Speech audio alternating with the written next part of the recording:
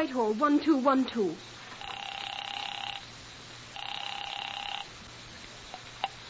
This is Scotland Yard.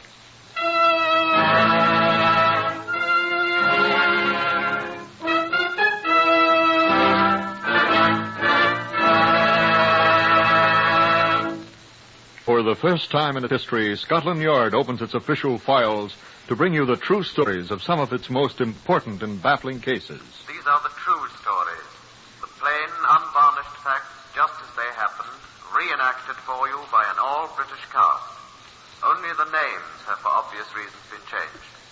These broadcasts are presented with the full cooperation of Scotland Yard.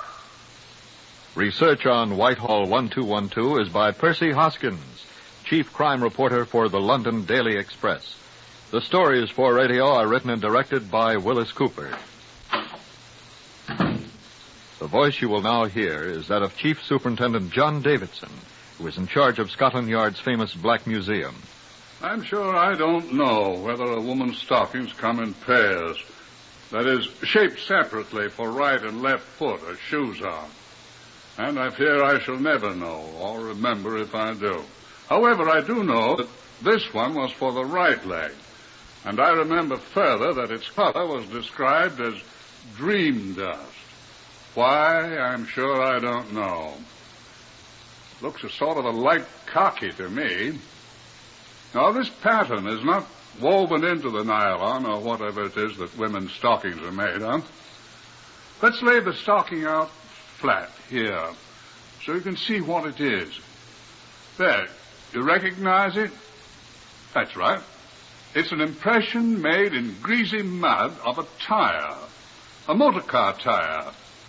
Now, the people who first saw it were quite justified in believing that the young woman who was wearing the stocking had been struck and killed by a motor car. She was struck, but the motor car didn't kill her. I'll ask Chief Inspector Patrick Bull here to tell you all about it. Now, Mr. Bull, if you please. About midnight on the 15th of August, 1948, leading fireman Horace Bertram Adler of Kingston Fire Brigade was driving alone on Somerset Road, Wimbledon, on his way home from a meeting of his Lodge of Freemasons. It had been raining all evening, and on a particularly badly illuminated section of Somerset Road, Adler was startled to discover what appeared to be a body lying in the muddy road ahead of him. He applied his brakes and approached it cautiously, halting his car, which was a Humber saloon, about 5 yards away, and dismounted. The body proved to be that of a well-dressed young woman. She was quite dead, and a cursory examination by the light of the headlamps indicated that she had been struck by a motor car. Police from the Wimbledon station were summoned, measurements were taken of the exact position of the body, and leading fireman Adler was released, it being obvious that his car had nothing to do with the accident. If indeed it was an accident. The body was taken to the Wimbledon mortuary for further examination. I arrived at the mortuary about noon of the following day, the 16th. It was still raining. I wasn't happy about the assignment. I said so to David Brown, the police surgeon. Oh, don't tell your troubles to me, Chief Inspector. I'm supposed to be off duty today, too. But yesterday was the day my relief chose to sprain an ankle playing tennis. So here I am. Tennis at his age. And don't raise a row about coming in here at noon. I've been here since 8 a.m. Pity for both of us to have to be here. What else are you going to do on a day like this? Might as well work. Well, here we are, working. And the other people from the yard have been here since the crack of dawn. What did they find out? Not much. So far, nobody's been able to identify her. Well, it's a hit-and-run case, of course. Obviously. These her clothes? Aye. Pretty good clothes, they seem to be. Well, she was well dressed enough. Is her purse? It's empty. Oh. No, there's not even a lipstick in it. I expect that's one of the reasons you're here. Eh? Well, robbery isn't usually one of the concomitants of a hit-and-run case. You think she was robbed? It's not my business to make deductions, old boy. Isn't there anything in her pockets or anything? I haven't looked. Your man says there's nothing. What pockets a woman has. And nothing to identify her either, of course. You can see for yourself.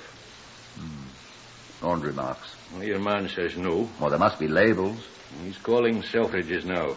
There's a label in her panties there. Where? Or here. I doubt he'll trace it. No other labels? You said her shoes. Selfridge's, too. Where are her shoes? There. Oh. Well, if she had an account at Selfridge's... And if you're lucky... We'll see what we shall see. Said Sherlock Holmes. Yes, quite. Well, it's my opinion you'll need him. These her stockings? I don't know, Chief Inspector. But the one she had on... Muddy. It was raining last night. Looks like tire marks on this one. Well, that's what your man said. They're not from that car the fireman fellow was driving. The chap that found her. How do you know? Only he was driving a Humber, the report says. These tires would be too small for a Humber. You are a detective, aren't you? That's what your man said. Did he? I said they'd be something like an Austin 7 or a Morris Minor, one of those wee cars. I'd agree.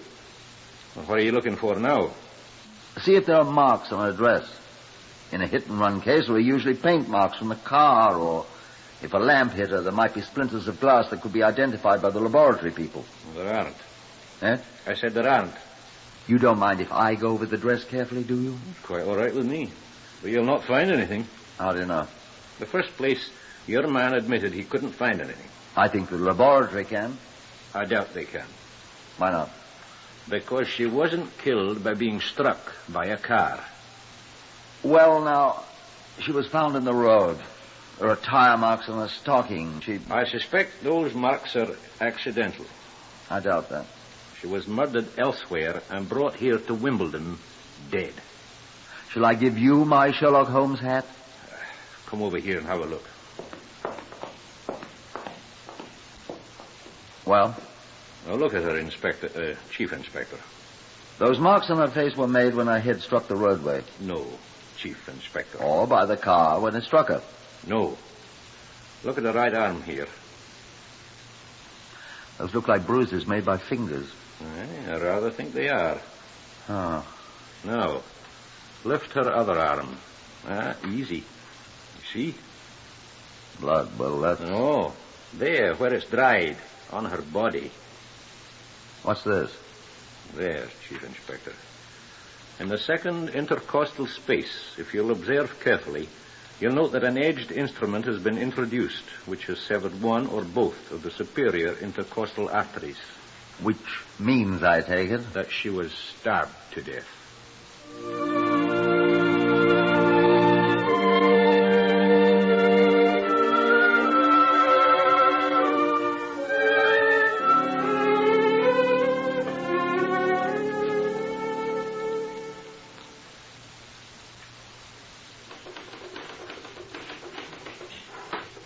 This message for general circulation. Information required.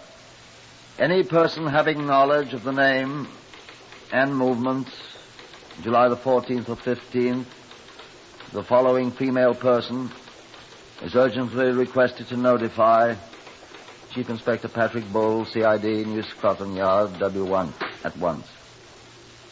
The woman's age, about 30. Reddish hair, brown eyes, height about 5'2". Weight 103 pounds. Last seen wearing the following clothing. Black dress. White blouse. What do you call that stuff her blouse is made of? Nylon jersey, sir. White nylon jersey blouse. Red artificial flower. Rhododendron. Cerise rhododendron. Cerise? Mm-hmm. Cerise artificial rhododendron on left shoulder of blouse. Large white open-work hat. Lace gloves. Ecru. All right. Ecru lace gloves. Transparent. Platform shoes.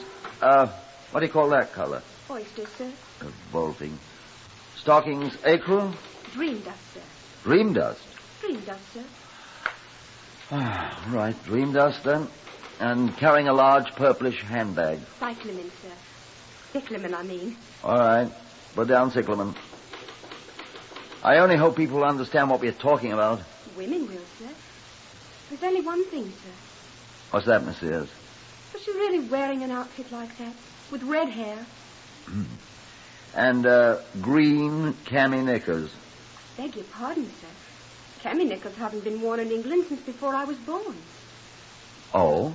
And a lingerie is pistachio, sir. Good Lord, no. Well, write it down.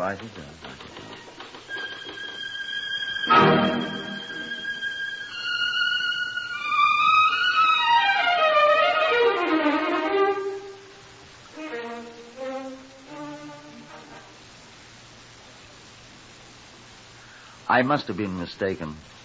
The first day, the 17th of July, that my description of the dead woman's remarkable clothing was received by all stations in the Metropolitan District, for all policemen to chuckle at me, the first day it was published in the London daily newspapers, I had a visitor. Good afternoon, sir.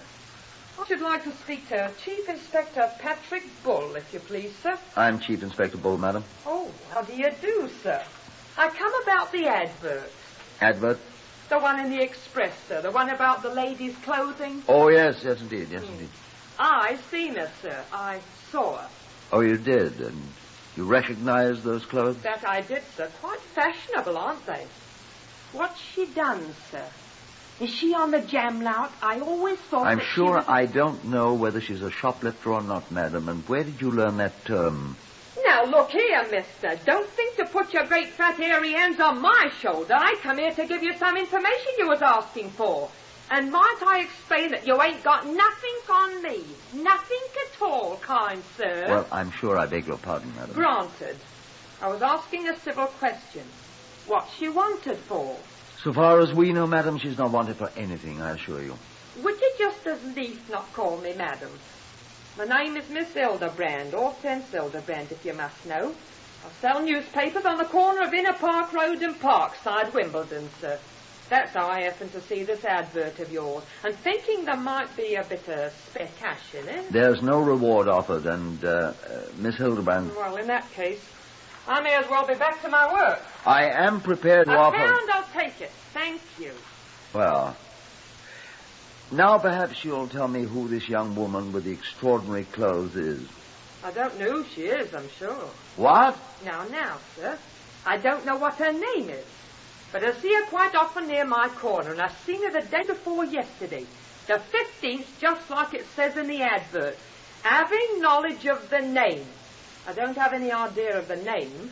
And movements, I can describe them to you as of 10:30 on Monday, July the 15th as ever was. For I was talking to her for 4 or 5 minutes just before it started to rain. And to that I'll take my oath. Go on, please, miss. Hildebrand, Hortense Hildebrand, sir. What did you talk about? Lord love you, sir, I couldn't get my mouth open. She done all the talking. What did she talk about? About money, sir. Money? And men, or a man, I mean. What was his name? She didn't say, sir. But he was trying to borrow some money from her, she was saying. Said she wouldn't find her giving money to a man. Not her, she said. Not a wooden threepence, to which I agreed. Yeah? She showed me her handbag. Oh, that gorgeous cycleman one in the advert, sir. And... Yes? She must have had £50 in it, sir, as well as about £1.50 of hard money. I fair goggled at it. I hadn't seen that much ready money since my aunt died. She had 2 insurance policies. Will you tell me more about this young woman, please? Well, then it started to rain, and she said, oh, bother. But the man came up. What man? The man that wanted to borrow the money, I expect. So she says, good night, Miss Hildebrand, and I hopped in the van and they came away together. What's this about a van, please? Oh. Well, it was a little van. It looked like it had been, I don't know, Morris Minor or an Austin 7 with a van body built onto it. And it was green. I could see it was green. And did you see the man? No, sir. I couldn't see him. You're sure it was the woman described in the advertisement? Lord love you, sir. I see her at least once a week. And I couldn't forget them clothes, could I, with that red hair? Well, thank you very much, Miss Hildebrand. You've been of great assistance. I'm sorry you don't know her name. No, sir, I don't. I hope you get her, sir. I never liked her looks. What did you say she'd done? She's dead, madam. Oh! Lord love and die. The poor thing. Who killed her? Which was precisely what I wanted to know, I reflected morosely, as Miss Hortense Hildebrand waddled out the door of my office, mopping up tears. Well, anyway, I had our unknown victim located a short time before she met her death in the neighborhood of where she was murdered. But the green van... Sounded like the title of a song I remember from my youth. My Diane of the green van. Yes, seriously now, there must be at least 10,000 green vans in London. Then the door was pushed open again and Miss Hildebrand was back. I remembered something else, Inspector. Oh, and what this time, Miss Hildebrand? About the van, sir. What about it? It had a shoe on it. A what? A great shoe. Like you wear on your feet. Painted on the side. Well? So all you have to do, sir, is find a green van with a shoe on it, look inside, and there'll be your murderer, sir. That's all.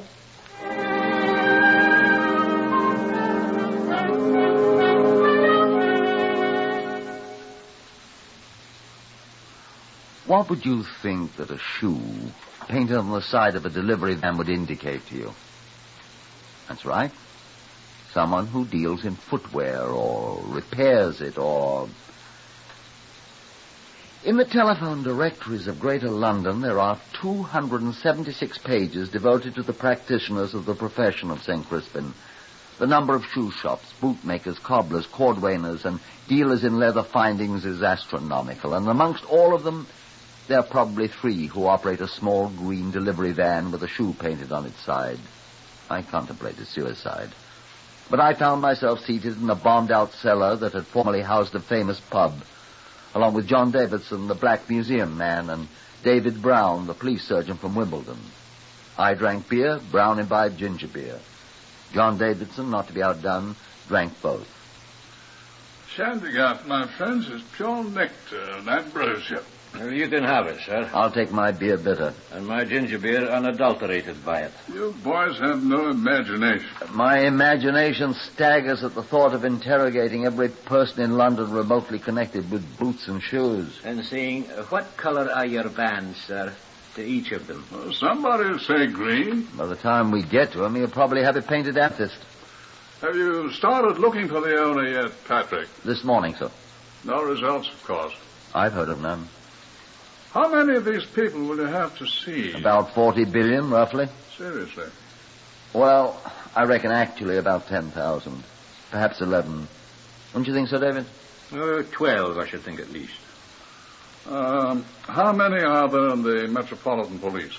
Not enough. I just finished reading Sir Harold Scott's report. How many?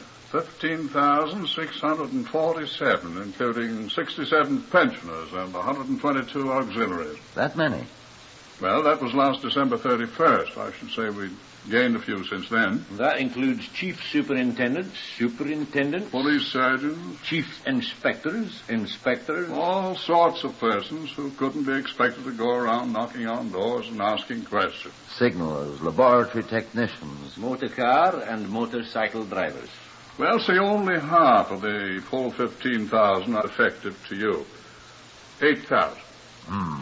At that rate, if my guess is correct, about the number of people to be called on. Each one would have only about a call and a half to make. Oh, that's not such a tremendous job. Especially when you're sitting here drinking ginger beer. Well, don't you feel better, Patrick? It isn't quite as simple as that, sir. Not as hopeless as you thought, is it? Well, sir, I must admit.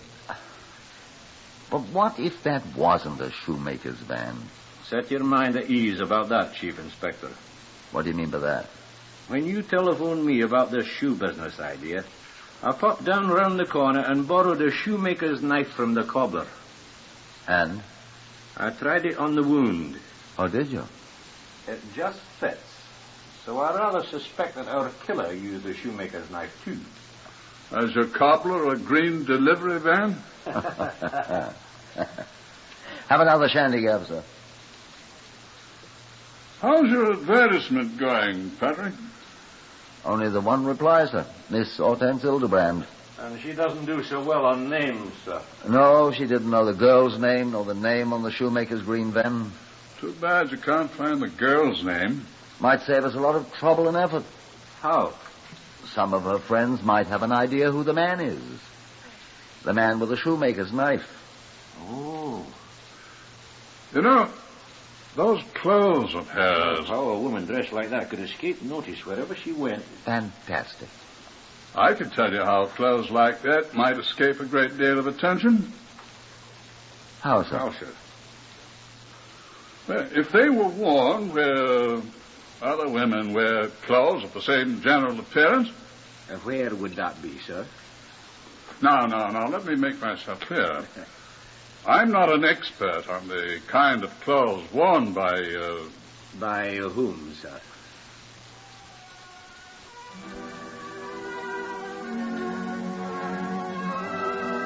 Music hall performers.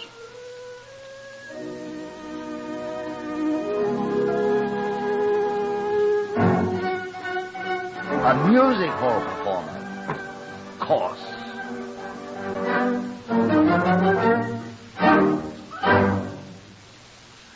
Neither of John Davidson's ideas was as easy to work out as they first appeared. If I could be permitted, I think I should have to say that there's many a slip betwixt an idea and the relic of a crime hung on the wall of the Black Museum. But John was right, as I must admit he usually is. Took many days of hard work to ask about the green van of all the names listed in the telephone directory. I would have been inclined to give up and start afresh, but Miss Hortense Hildebrand knew what she had seen and was quite vocal about it. I know what I saw, Governor. I saw the red-headed girl with the artificial rhododendron climbing into the little green van. And drive away, she said. And drive away. But I don't know her name, sir. On the 26th day of our quest, after 3,165 firms had told investigating policemen that they either had no green delivery van or had one of the wrong size and general description, I received a telephone call from a constable who had been making inquiries in Putney. Is that Chief Inspector Bull, sir? Yes, it's all here. It's Constable Beeler here. Who? Beeler, sir. Constable Beeler from the communications room. Yes. I was assigned to go out and ask questions, sir. I'm afraid many of us have that job, and Yes? I found him out, sir. What's that? Yes, sir. He's a Mr. Colfax, sir. Colfax. He's a music hall proprietor here in Putney, sir. Putney. Yes, sir. The woman's name is Sheila Colfax, sir. She's his daughter, and... You mean the dead woman? Yes, sir. Now, I asked him, sir, if he knew who killed her, sir. How would he know who killed her? Well, I don't know, sir, but I thought I'd ask him. What did he say? He said he didn't know, sir. Well, bring him in here. Yes, sir.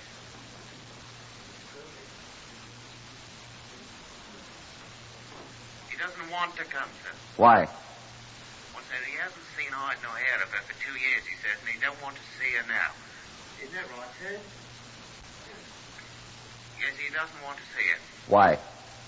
Him and she's estranged, sir. They don't like each other. Look here, Constable. Ask the gentleman where he was on the night she was murdered, the 15th of last month. Don't alarm him. I know where he was, sir. What? How do you know? He was in hospital, sir, with his legs broken. He's still in bed here at his home. He was hit by a tram, sir. Thank you, Constable. Beeler, sir. PC 317, A Division. I'm afraid we don't live right, I thought. That door, which had opened such a little way, closed with a dull thud.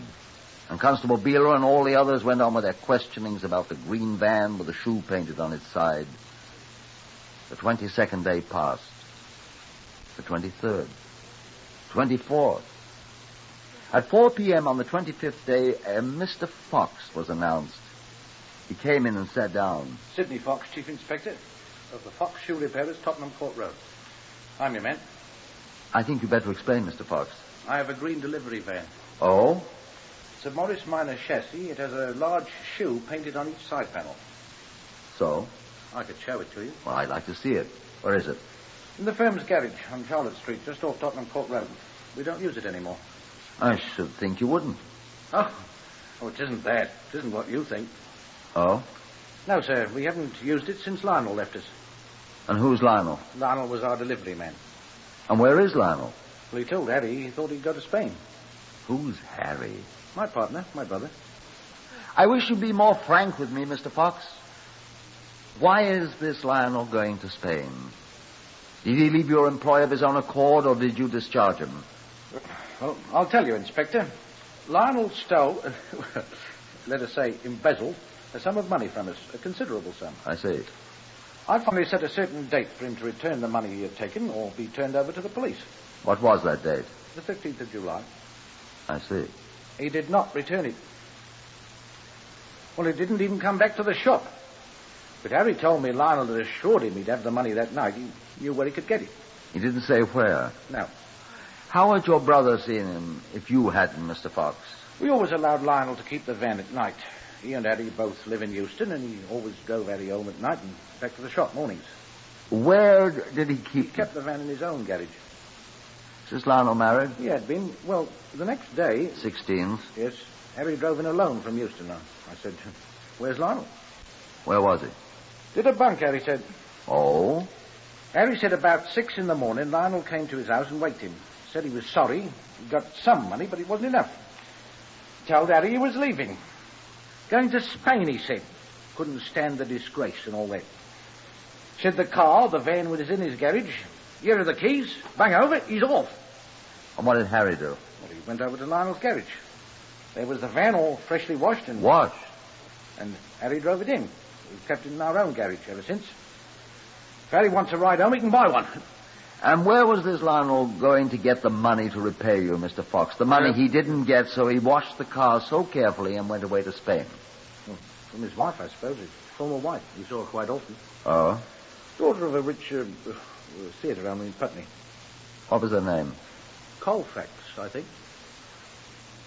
Come along, Mr. Fox. Let's go and have a look at your green van.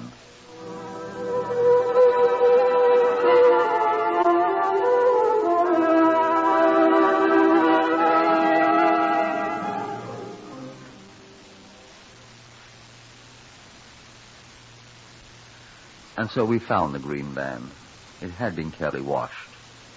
Not carefully enough, though. There were bloodstains in the cab, and David Brown proved they were the same blood type as that of the murdered woman. And hidden under the seat cushion was the late Sheila Colfax's smooth leather wallet with £70 in it. Not enough to give to Sidney and Harry Fox. There was a bloody fingerprint on the leather. It wasn't hers.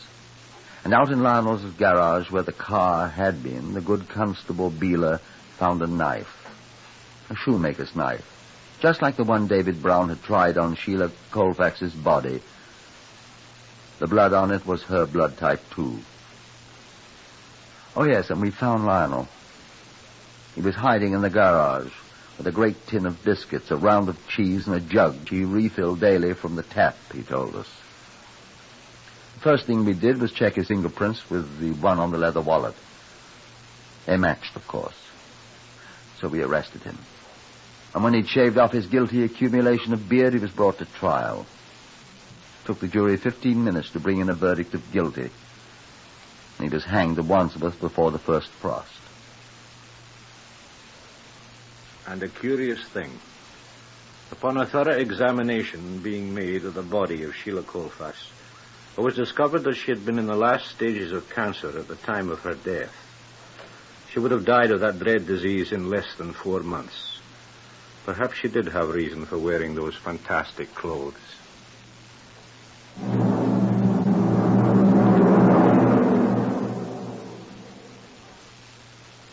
Heard on Whitehall 1212 today, Horace Braham as Inspector Bull. Others in the order of their appearance were Harvey Hayes, Pat O'Malley, Beulah Garrick, Lester Fletcher, and Guy Spall. This is Lionel Rico speaking. Whitehall 1212 is written and directed by Willis Cooper.